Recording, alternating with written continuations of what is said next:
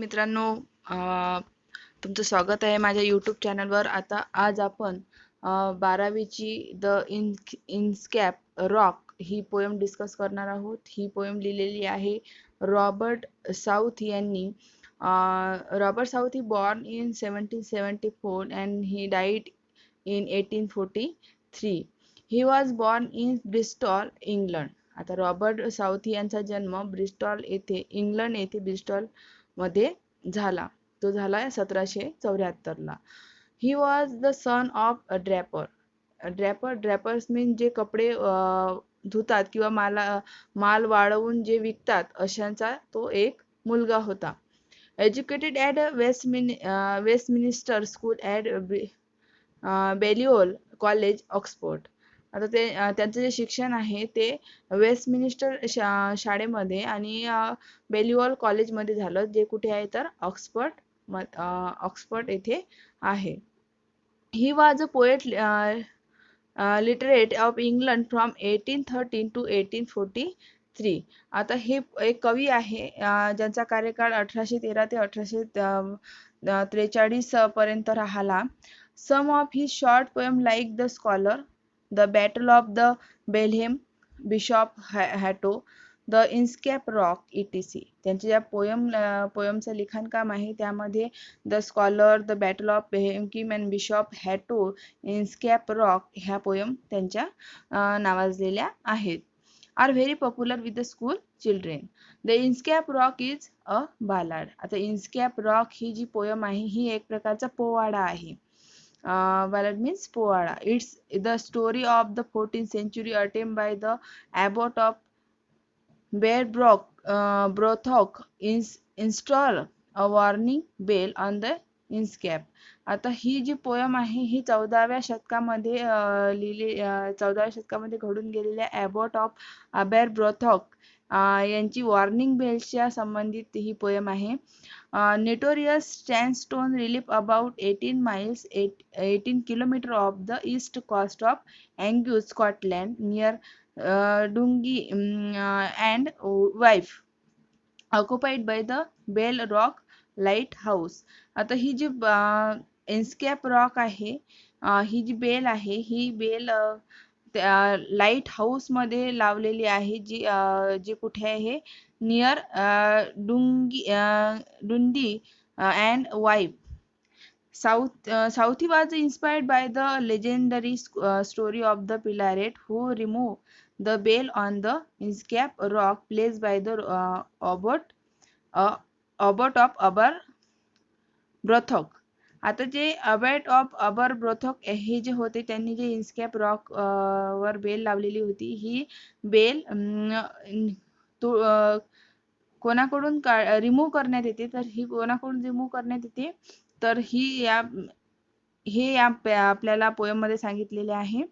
The poem gives us the message that those who do wrong this will meet the due punishment. आणि या कवितेमध्ये जी bell काढून टाकल्यामुळे, इन्स्कॅप rock वरची ते बेल काढून टाकल्यामुळे त्याला कोणती पनिशमेंट, ह्या चुकीची कोणती पनिशमेंट मिळते हे सुद्धा या आपल्याला पोएम मध्ये सांगितलेले आहे. चला तर विद्यार्थी मित्रांनो, सुरू करूया आपली पोएम द इन्स्कॅप रॉक. म्हणजे इन्स्कॅप रॉक याचा अर्थ एक बेल, दगडावरची बेल. तर पहिला स्टांजा काय म्हणतो पहा. No stir in the air, no stir in the sea. म्हणजे हवेमध्ये सुद्धा हवा सुद्धा वाहत नव्हती आणि समुद्र सुद्धा हलत नव्हता. म्हणजे सर्व काही शांत होतं. हवाही शांत होती आणि समुद्र सुद्धा शांत होता. The ship was as steel as she could be. आणि शिप सुद्धा हलत नव्हती कारण हवा सुद्धा नव्हती, त्याच्यामुळं शिपही एका जागेवरच उभी होती. Her sail from heaven received no motion. Sail जे समुद्राच्या लाटा आहे, त्या समुद्राच्या लाटाला कोणतीही गती मिळत नव्हती स्वर्गाकडून. हेवन मी स्वर्ग, पण इथे याचा अर्थ की हवा नसल्या कारणानं त्या समुद्राच्या लाटांना काहीही गती मिळत नव्हती. Her keel was steady in the ocean. आणि हा जो हर हा शब्द आलेला आहे, हा आलेला आहे बोटसाठी, शिपसाठी. तर शिप ही ओशन मध्ये समुद्रामध्ये एकाच जागेवर काय होती, उभी होती. आपला नील मीन्स जो खालच्या शिपच्या खालचा जो भाग आहे, लाकडी भाग, तो त्या समुद्रामध्येच तसाच फसलेला होता.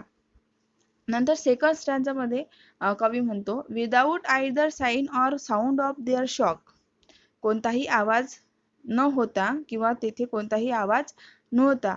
The waves flowed over the Inchcape rock, म्हणजे कोणताही आवाज न करता, कशाही पद्धतीची हालचाल न करता ज्या समुद्राच्या लाटा आहे त्या इन्स्कॅप रॉक पर्यंत जात होत्या. So little they rose and so little they fell, म्हणजे त्या थोड्याफार उंच व्हायच्या आणि त्याच गतीने त्या खाली निघून जायच्या. म्हणजे त्यामध्ये थोडेच लिटिल म्हणजे एकदम कमी कमी भरती आणि ओटी यायची.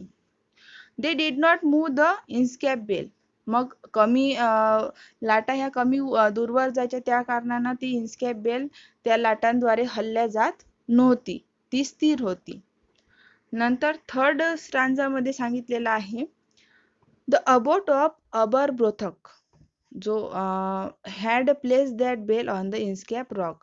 आता इन्स्कॅप रॉक वरची बेल कोण प्लेस केली होती, कोणी लावलेली होती, तर एक अबोट ऑफ अबरब्रोथक नावाचा एक व्यक्ती होता, ज्याने इन्स्कॅप रॉक वर ती बेल बसवलेली होती. म्हणजे समुद्राच्या मधोमध ती एका खडकावर बेल लावलेली होती. तर ती कोण लावली होती, अबोट ऑफ अबरब्रोथक.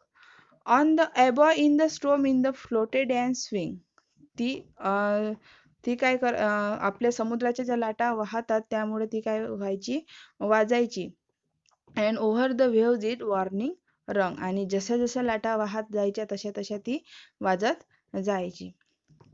नंतरच्या स्टांजामध्ये कवीने सांगितलेले आहे, when the rock was hit by the स्ट्रंग well, when the rock was hit by the surge wales means इथे होते sudden and great rise in the level of the sea, जेव्हा समुद्राच्या लाटा मोठ्या प्रमाणे राईज व्हायच्या, म्हणजे मोठ्या प्रमाणात यायच्या, तेव्हा the mariner heard the warning bell, मग जो समुद्र खलाशी आहे किंवा ज्या शिपवरचा जो खलाशी आहे त्याला ती वॉर्निंग बेल ऐकू जायची. कशाची, सर्ज वेलची, म्हणजे जी रॉकवर जी घंटा बांधलेली होती, बेल होती, त्या बेलचा आवाज त्याला जायचा.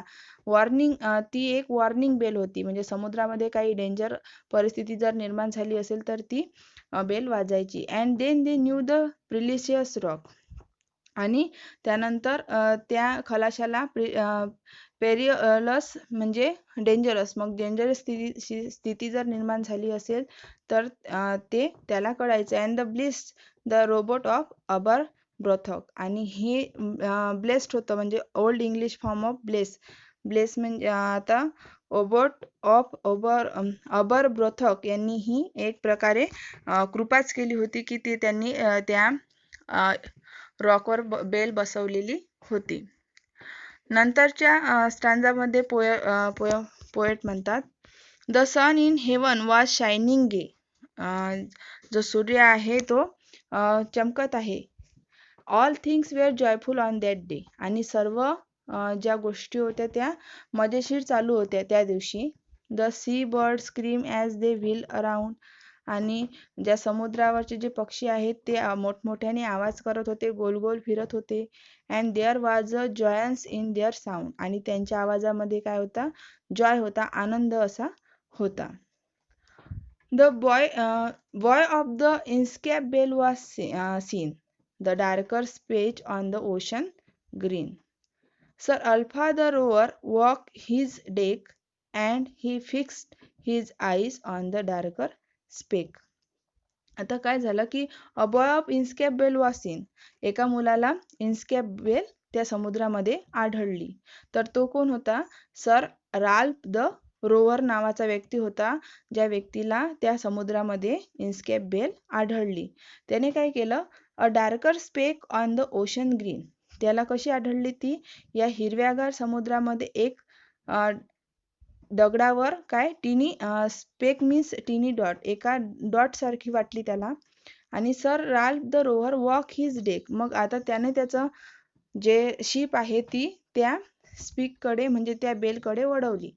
And he speak his eyes on the darker speck. आणि तो त्याच्याकडे त्या बेलकडे जायला निघाला. नंतर he felt the cheering power of spring. It made him whistle, it made him sing. His heart was mirthful to excess, but the rover mirth was wickedness. He felt the cheerful power of spring. त्याच्याकडे खूप सारी शक्ती होती. त्याला आनंद होत होता. It made him whistle. It made him sing. त्याला शिटी वाजवावीशी वाटत होती किंवा गाणे म्हणावेसे वाटत होते. His heart was mirthful to excess. त्याचा जो हृदय आहे हे काहीतरी करण्यासाठी त्याला म्हणत होतं. But the rover's mirth was wickedness. पण त्याचा जो निर्णय होता हा कसा होता? वाईट मार्गाचा होता.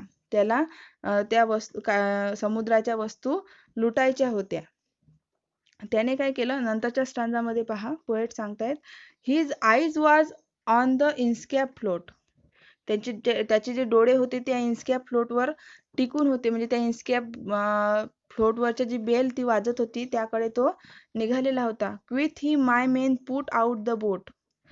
त्याने त्याच्या माणसांना आज्ञा दिली, ऑर्डर दिली की बोट कुठे घेऊन चला? त्या इन्स्कॅप फ्लोटकडे घेऊन चला. And the row me to the Inchcape rock. आणि त्या इन्स्कॅप रॉक जवळ आपली बोट थांबवा. And I will plague the abbot of Aberbrothok. आणि मी ते जे plague means cause pain or trouble. मला इजा करायची आहे किंवा मला वेदना द्यायची आहे. कोणाला? अबोट ऑफ अबर ब्रोथकला. कारण अबोट ऑफ अबर ब्रोथक यांनी एक बेल तिथे लावलेली होती. ती त्याने इन्स्कॅप फ्लोटवर ती त्याला काढायची होती. The boat is lower the boatman row. म्हणजे जी बोट आहे ज्या बोटमॅननं ही बेल लावलेली आहे इन्स्कॅप रॉकवर ती मला काढायची आहे. And go to the Inchcape rock they go. आणि त्यानंतर मग ते जो अबोट ऑफ अबर ब्रोथक यांनी लावलेली जे बेल आहे त्याकडे हा निघाला. Sir Ralph. तर sir Ralph bent over from the boat. जसे ते तिथे पोहोचले तर सर आल्प आपल्या बोटवरून वाकला. And he cut the bell from the Inchcape float. आणि इन्स्कॅप फ्लोटवरून त्यानं ते बेल कट केली, म्हणजे कापून टाकली. नंतरच्या स्टँजामध्ये कवी सांगता आहेत, down struck the bell with a gargling sound. आता गार्गलिंग साऊंड म्हणजे अशी स्ट्रक म्हणजे तोडल्यानंतर जसा बेलचा आवाज येतो त्याप्रमाणे बेलचा आवाज आला आणि बेल त्या रॉक पासून वेगळी झाली. The bubbles rose and burst around. आता त्या समुद्रामध्ये खूप सारे काय झाले? बबल्स निर्माण झाले, कारण ती जी बेल होती ती निघून गेली होती. Quoth sir Ralph the next who comes to the rock won't bless the abbot of Aberbrothok. आता जो सर राप म्हणाला की नेक्स्ट जो कोणी या रॉक जवळ येईल, हू कम्स टू द रॉक, जो कोणी या रॉककडे येईल, ओंट ब्लेस द अबोट अबर ब्रोथक. अबर ब्रोथकला तो ब्लेस करणार नाही, म्हणजे चांगलं म्हणणार नाही. कारण अबर ब्रोथक याने जी बेल लावली होती, जी प्लेस केली होती त्या ठिकाणी, त्यामुळं डेंजरची सूचना म्हणजे ज्या काही धोकादायक सूचना होत्या त्या अगोदरच खलाशाला माहीत होत होत्या.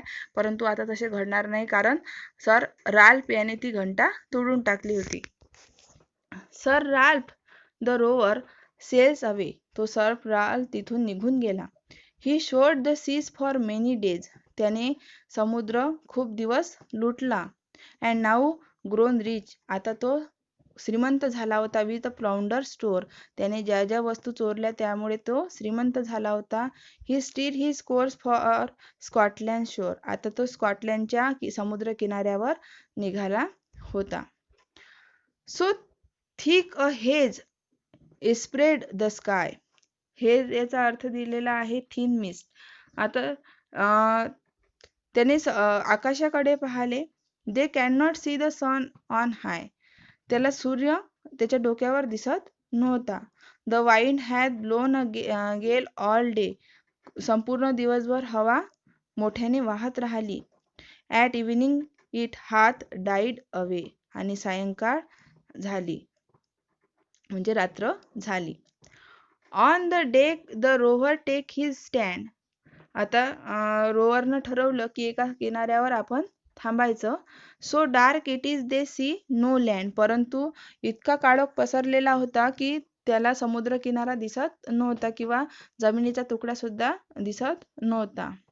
Quit sir Ralph, it will be lighter soon. राल्फला असं वाटलं की लवकरच काय होईल, उजेड पडेल किंवा लवकरच सूर्योदय होईल. For there is down of the rising moon. आणि चंद्र लवकरच काय होईल, डाऊन होईल म्हणजे चंद्र बुडेल आणि सूर्योदय होईल. Canst hear said one the breakers roar. For men think we should be near the shore. Now where we are I cannot tell, but I wish I could hear the escape bell. Canst hear, said one, the breakers roar. एक म्हणाला breakers roar for मेनथिक. याचा मेनथिकचा अर्थ होते it seems to me, archaic form of I think. It seems to me म्हणजे फक्त हा जो यामध्ये जो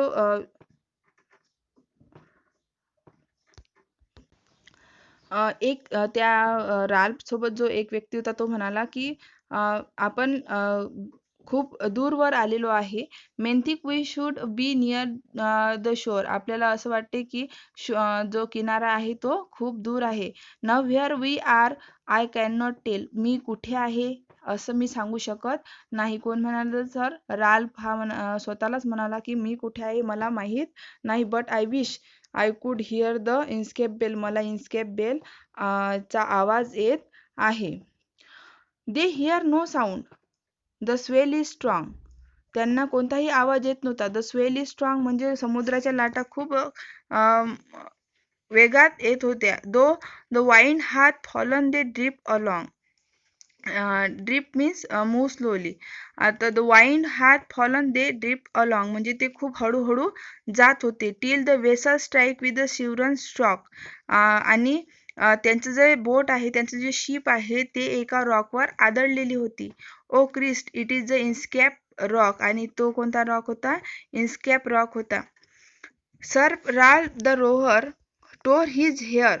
सर राल्फनं त्याचे केस ओढले. He curst himself in the disappear.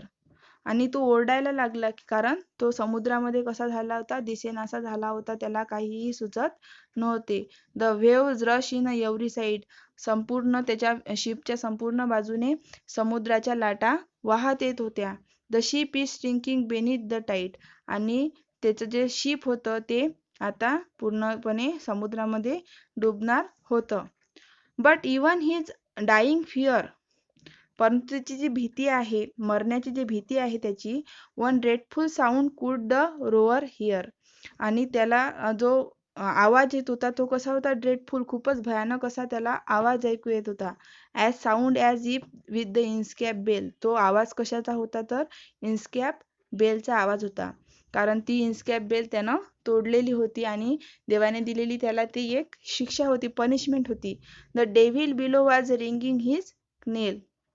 जणू काही जो डेव्हिल आहे, जो बॅड आपण त्याला म्हणू शकतो की दुरात्मा आहे, डेव्हिल आहे, तो त्याचे नेल वाजवत आहे म्हणजे मोठ्याने घंटा वाजवत आहे. आणि तो घंटा फक्त त्या सर राल्फ द रोव्हर यालाच ऐकू येत आहे.